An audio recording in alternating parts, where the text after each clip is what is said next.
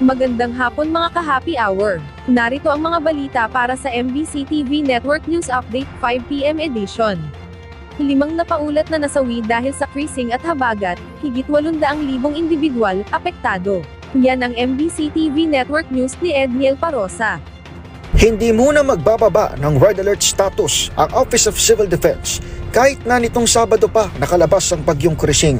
Paliwanag sa DZRH ni OCD Officer in Charge, Assistant Secretary Rafi Alejandro, papalapit pa kasi ang panibagong low pressure area na maaaring magpalakas ng hanging habagat. Muli itong damatan sa hilagang silangan ng Eastern Visayas sa loob na ng Philippine Area of Responsibility. Kahit mababang chance na maging bagyo, sinabi ni Alejandro na maaaring palakasin ng LPA ang mga ulang banta naman sa mga saturated ng lupa o mga bayang sinilantana ng bagyong Krising. Sabihin tuloy-tuloy ang pag-ulan, magkaroon lang siguro tayo ng break ng 1 o 2 araw at babalik na naman yung ulan.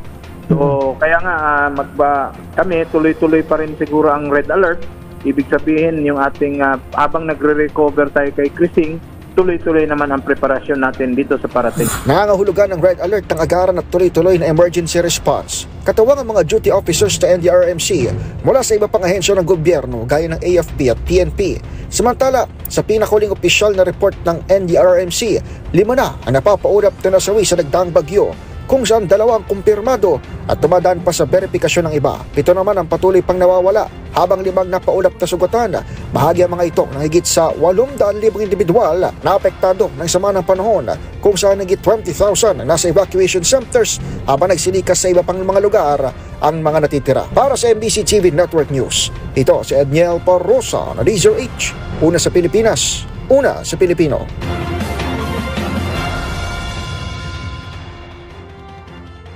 Sa iba pang balita, red rainfall warning, nananatiling nakataas sa NCR at 2 probinsya ngayong Martes.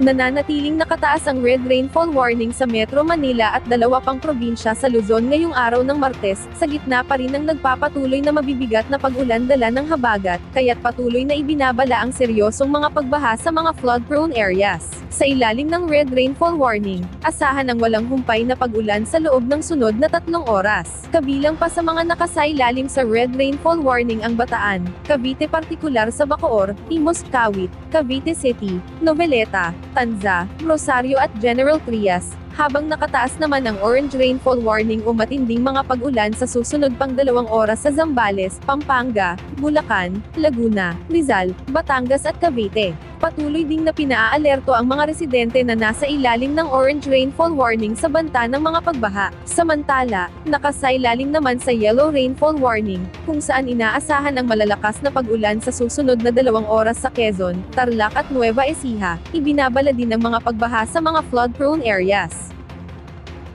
Paalala sa mga motorista, panibagong oil price hike ipinatupad ngayong araw. Magkakasabay na nagpatupad ng taas presyo sa kanilang produkto ang mga kumpanya ng langis. Kaninang alas 6 ng umaga, nang ipinatupad ang 40 centavos na pagtaas sa kada litro ng gasolina, habang ang diesel ay mayroong 1 peso and 10 centavos na pagtaas sa kada litro, nasa 70 centavos naman ang pagtaas sa kada litro ng kerosene. Ilan sa mga dahilan na nakita ng Department of Energy ay ang pagtaas ng steady outlook ng Organization of the Petroleum Exporting Countries kasama na rin ang pagpapataw na mataas na taripa ni US President Donald Trump sa iba't ibang mga bansa, ganun din ang patuloy na tensyon sa gitnang silangan. Mga ka-happy hour, manatiling nakatutok sa special coverage ng DZRH para sa mga latest update kaugnay sa hagupit ng habagat. At yan ang mga balita para sa MBC TV Network News Update 5 PM edition. Samahan ninyo kami bukas, mula alas 9 ng umaga, hanggang alas 5 ng hapon.